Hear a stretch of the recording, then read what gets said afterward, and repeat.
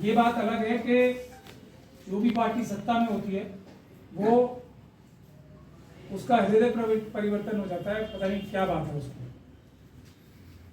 कि जैसे ही सत्ता में आते हैं वो ईवीएम को अच्छा मानने लगते हैं।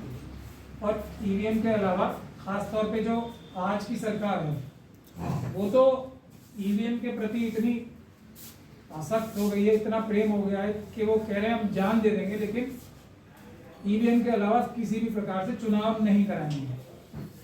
जो जनता के वोटों से जीत सकता है उसको क्या फर्क पड़ता है, ये सिंपल लॉजिक है कि चुनाव ईवीएम से हो या चुनाव मतपत्र से हो। ये आंदोलन जो है बहुत सालों से बहुत सारे लोग लड़ रहे हैं, जिसमें कोलसे पाटिल साहब, बामन मेश्राम साहब हो गए, खुद एल.के. आडवाणी साहब का नाम लूं, मोदी जी का नाम लूं, बहुत सारे लोग हैं। और अंत में आके जो लोग आज तक कंसिस्टेंटली लड़ रहे हैं वो देवा सायन साहब, जो एक सिटीजन कमीशन ऑफ इलेक्शन है जिसमें देश और विदेश के सारे ही जो एक्सपर्ट्स हैं, लीगल एक्सपर्ट्स हैं, टेक्निकल एक्सपर्ट्स हैं, उनके द्वारा एक रिपोर्ट भी बनाई गई थी 2019 के चुनाव के बाद ईवीएम के खिलाफ। प्यारेलाल गर्ग साहब हैं, राजू पुरलेकर साहब हैं, प्रभाकर परकाला साहब हैं, ये लोग ऐसे हैं जो कंसिस्टेंटली इस लड़ाई को लड़ते रहे हैं। बहुत सारे और भी लोग थे जिन्होंने लड़ी, जिसमें भानु प्रताप सिंह जी भी थे, लेकिन ऑफ एंड ऑन ये लड़ाई लड़ते रहे बहुत सारे लोग। 5 जनवरी 2024 से ये लोग यहाँ के जो इंस्टीट्यूशन चलाने वाले लोग हैं उनके ऊपर दबाव बना के अपनी हिस्सेदारी मांगते हैं, उनके इंस्टीट्यूशंस को वरना कमजोर करने की चेष्टा करते हैं। तो ये एक सबसे बड़ी वजहों में से एक वजह है। ये बेईमानी ही है कोटा की इकोनॉमी को भी खराब करने की, जो विभिन्न सरकारों की, और खास तौर पे ये जो आरएसएस और बीजेपी की सरकार है उसकी जिम्मेदारी है। ये भी जनता को समझना चाहिए। तो हम लोगों ने अदालतों में अलग अलग केस डाले, अब तक 46 से ज्यादा पिटीशंस। और अभी मेरे चतुर्वेदी साहब ने इंट्रोडक्शन कराते हुए बताया कि बड़े से बड़े वकील इस केस को डाल के हार चुके। ये कोई, मैं अपने मुंह से स्वयं अपनी तारीफ नहीं करना चाहता, लेकिन ये सच्चाई है। देश में सुप्रीम कोर्ट में ही 46 से ज्यादा, 50 के लगभग, और पूरी देश में अलग अलग हाई कोर्ट्स में ये मुकदमे हारे गए हैं और फाइन भी लगे हैं।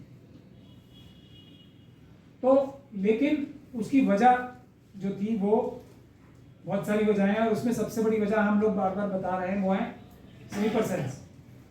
हमने कांग्रेस पार्टी के अंदर भी जो हाई कमांड है, राहुल गांधी जी हैं, खड़गे जी हैं, ये लोग जो हैं इनको गुमराह करने के लिए कांग्रेस के अंदर भी स्लीपर सेल्स का नाम लेके वेणुगोपाल साहब का और जयराम रमेश साहब का हमने बताया, और केसेस हारने की वजह भी स्लीपर सेल ही है। स्लीपर सेल क्या है, जरा डिटेल में बता दीजिए। स्लीपर सेल आरएसएस और बीजेपी के वो एजेंट्स हैं जो, जिन्हें हम कहते हैं, जो अलग अलग जगहों पे आरएसएस और बीजेपी ने अपने एजेंट छोड़ रखे हैं, ताकि जो लोग ईमानदारी से देश की, संविधान की रक्षा करना चाहते हैं या अपना काम ईमानदारी से करना चाहते हैं, उनको गुमराह कर सके, अंदर से रह के भीतर घात करके।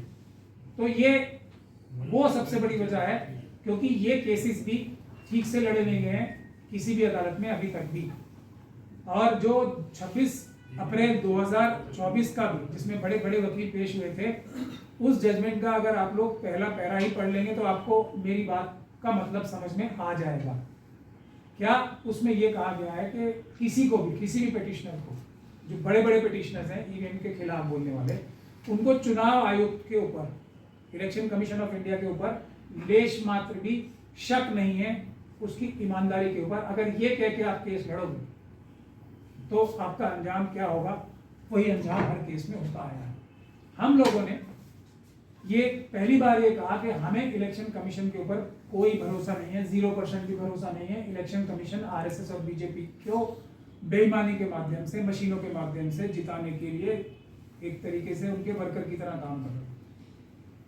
और ये बात सिर्फ एक जुमला नहीं है, ये कानूनी रूप से भी सही है।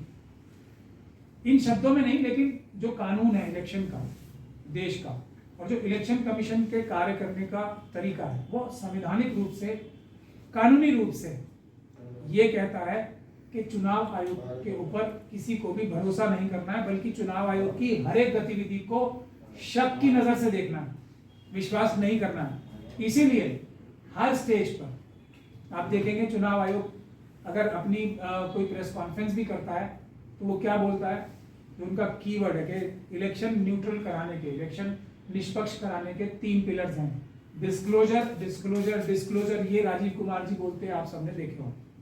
उसकी वजह यही है कि कानूनी रूप से, मतलब जो कॉन्सेप्चुअल तरीके से भी चुनाव आयोग के ऊपर शक करना महत्वपूर्ण है निष्पक्ष चुनाव कराने के लिए, चुनाव आयोग के हर एक अधिकारी के ऊपर। इसीलिए आप लोग देखते होंगे कि कैंडिडेट्स के जो रिप्रेजेंटेटिव होते हैं वो हर एक जगह पे चुनाव आयोग के लोग उनको अपनी हर चीज दिखाते हैं करके कि हम बेईमानी नहीं कर रहे हैं। तो हमने कोई गलत बात नहीं की थी, लेकिन ये बात बड़े बड़े लोगों को नहीं समझ में आती होगी, ऐसा हम नहीं मानते। इसलिए हम कह रहे हैं कि जो ये भीतरघात करने वाले लोग हैं, इन्होंने ये डायरेक्शन ही गलत रखा, इसका सारा आंदोलन का भी और कोर्ट में केसेस का भी। दूसरी बात ये थी कि जो सुप्रीम कोर्ट की 26 अप्रैल की जो जजमेंट थी, जो सबसे बड़ी जजमेंट खिलाफ आई है, उसमें यह भी कहा गया था कि बिना सबूतों के आप लोग अदालतों में आ जाते हैं, कोई भी सबूत नहीं लाते, पुख्ता सबूत, मजबूत सबूत। तो वो सबूत इकट्ठे करने के लिए हमने बहुत सारी कार्रवाई की, पूरे पुख्ता सबूत इकट्ठे करने के लिए। यहाँ तक कि मैंने खुद, और मेरे ऊपर बहुत सारे इल्जाम भी लगे कि आपने खुद चुनाव क्यों लड़ लिया रामपुर से, तो सिविल सोसाइटी ने मेरी जिम्मेदारी लगाई थी कि चुनाव आयोग कभी भी कोई सबूत देता नहीं है, ईवीएम की मशीन को हाथ लगाने नहीं देता, और कहता ये कि इसको झूठा साबित करके दिखाओ। तो ये तो बिल्कुल इम्पॉसिबल स्थिति हो गई। तो रामपुर से चुनाव भी मैंने सिर्फ ईवीएम की एक चोरी पकड़ने के लिए, किस प्रकार से धांधली होती है, वो चुनाव लड़ा था, और उसमें हम 100% सक्सेसफुल रहे। हमने वीडियोग्राफी के माध्यम से जो चुनाव आयोग के अधिकारी चोरियां करते हैं, जो अपने कानून का पालन नहीं करते, स्वयं अपने कानून का, उसको हमने उजागर किया पूरे देश के सामने। सोशल मीडिया पे जाके हमने सिर्फ 5% वीडियो अभी तक दिखाए हैं, और उससे ही आपने देख लिया कितना बड़ा एक